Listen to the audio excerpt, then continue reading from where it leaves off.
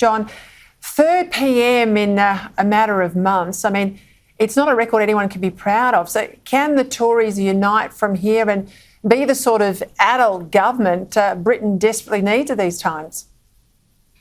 I sincerely hope so. I don't say that lightly. It's very important for not only Britain, but for the rest of the civilised world that Britain returns to the top table as effectively and as quickly as possible. That will require recognition that there are no silver bullets, a bit like Churchill's promise of nothing but blood, sweat and tears. It will mean that the new Prime Minister must form a clear vision in his own mind of what needs to be done, steadying the markets and the financial system's first priority, I would think, tackling inflation. He must then articulate that clearly so that people understand that he understands what needs to be done. Thirdly, he must exercise the personal discipline and have about him the qualities that will make his team and the nation work with him towards that vision. Otherwise, this very dangerous ebb, I think, that Britain has reached, and which, if we're not careful, will affect all Western nations, I think will be very destructive and particularly damaging for future Britons.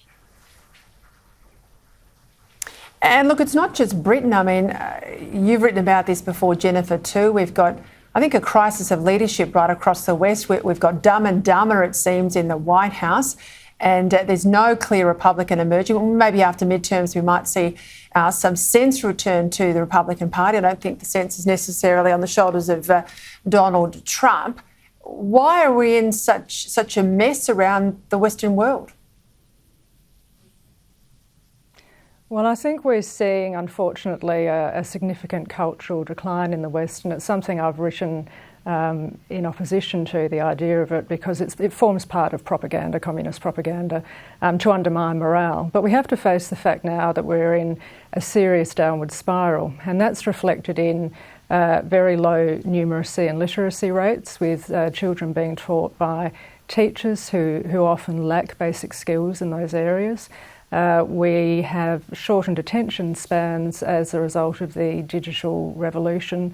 That's also delivered social media and increasing polarisation of politics, where might is always right. And we also are seeing the steady decline of Christianity, which has been so important as a unifying moral and cultural force in the West. I think we have to have hope, though.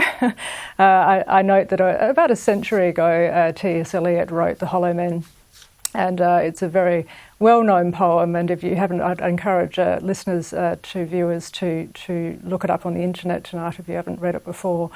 And he wrote it in 25, between a pretty desolate period for him and his later conversion to Christianity 2 years later. So we're seeing the hollowing out of society, but there is always hope, and younger generations are very smart. They're good judges of character, I think. They're possibly more sober-minded than older generations, and I think they have a greater attachment to family values. So there's always hope, and those of us who are people of faith believe that God will have the final say in this.